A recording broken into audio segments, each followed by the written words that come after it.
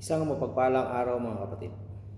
Ngayon ay pag-usapan natin ang isang bagay kung saan para kanino ka bumabangon.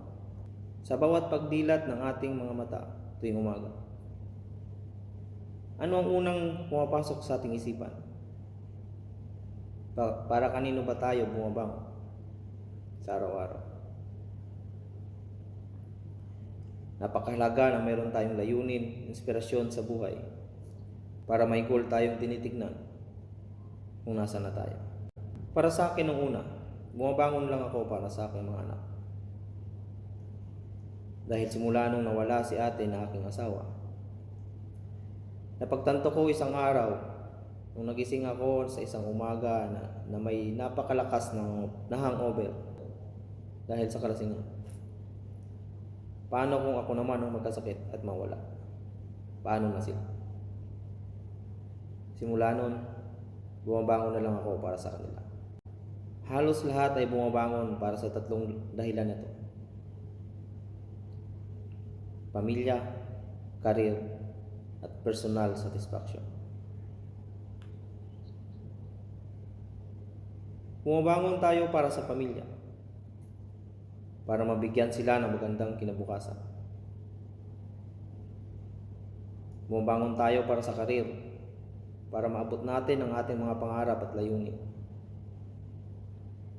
Bumabangon tayo para sa ating personal satisfaction, para sa ating sariling kasiyahan at hangarin. Hindi naman masama at totoo naman kailangan nating pagtuunan ng pansin ang mga ito. Pero ang mga ito ay pansamantala lang.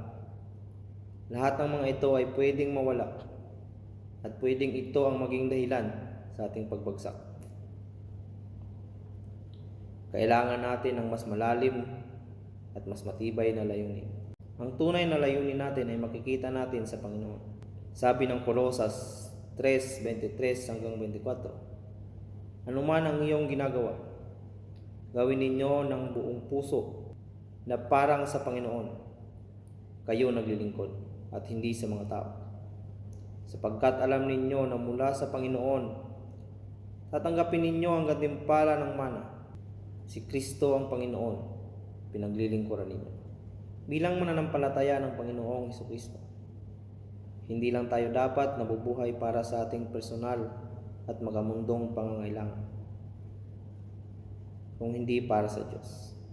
Hindi masamang maghangad tayo ng mga bagay na ito, dahil totoo naman kailangan natin ito habang nabubuhay tayo sa mundong ito. Pero alalahanin natin ang Diyos sa lahat ng ginagawa natin. Kapag ang layunin natin ay para sa Diyos, nagiging mas makahulugan ang ating pagbangon kahit ano pa ang ating ginagawa.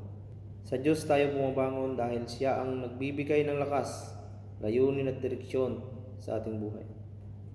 Kaya magpatuloy tayo sa Panginoon. Sa paghahanap natin sa ating tunay na layunin sa buhay, simulan natin ito sa pagkakaroon ng mas malalim na relasyon sa Panginoon. Sa paghahanap natin sa ating tunay na layunin sa buhay, simulan natin ito sa pagkakaroon ng mas malalim na relasyon sa Panginoon. Para kanino ka ulit bumabangon? Kung hindi mo pa natatagpuan ang sagot, magsimula kang bumangon para sa Diyos. Ialay mo sa Kanya ang lahat ng iyong ginagawa. Sabi ng Mateo 6:33, ngunit hanapin muna ninyo ang Kanyang kaharian at ang Kanyang katuwiran, at ang lahat ng bagay na ito ay idaragdag sa inyo.